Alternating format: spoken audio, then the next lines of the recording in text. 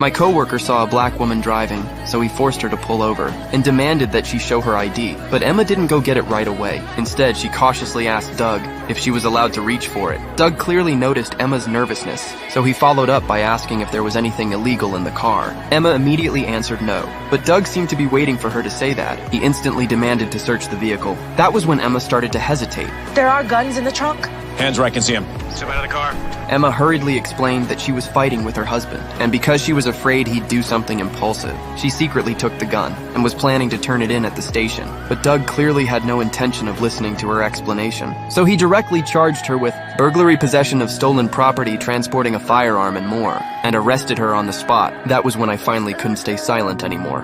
Do we really need to take her in? Let's just book the guns and write it up for DA review. Come on, man. What do you say? First of all, never speak to me like that again. Come on, man. I'm your superior officer, not one of your homeboys.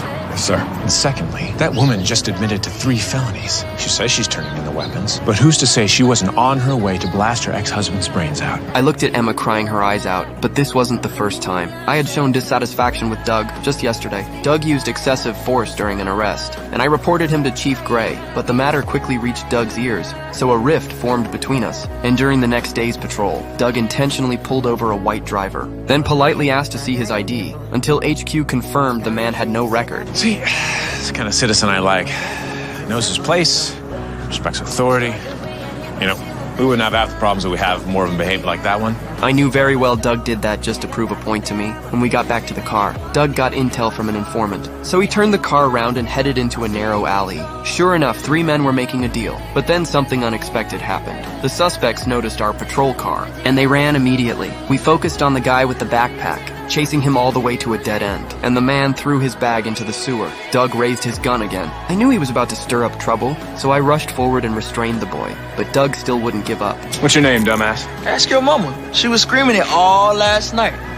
Look, Officer West, preserve the evidence. I'm gonna take our friend back to the shop. He told me to guard the evidence, then turned around to take the boy away. But the boy didn't seem scared at all, and Doug dragged him away angrily, seeing that I quickly called the chief. But he didn't answer, so I could only leave him a voicemail. Sarge, it's Jackson. I think Doug is about to beat the crap out of a suspect, and he lost his body cam, so there won't be a record. After hesitating again and again, I finally went after Doug, not knowing I was walking straight into his trap. In the patrol car, the boy was completely unharmed, and Doug was holding his body cam, but the evidence was now left unattended. You know, my last rookie did everything I told him to. The guy's name was Owens. You know him? Always had my back. Still does. But Jackson is more like him. When we got back to the station, Doug immediately reported me to the chief without mercy, saying I abandoned the evidence site, violating the chain of custody, which was enough to get me suspended. I can appreciate the magnitude of his error, but I can personally attest to Officer West being a solid cop. Absolutely, sir. Absolutely. But as his training officer, it'd be a dereliction of duty for me to let this slide. He shouldn't be making mistakes like this, especially this late in his training. You understand, don't you, Sergeant? In the end, I was still suspended, and because I was no longer a cop, the next day I got beaten up for no reason.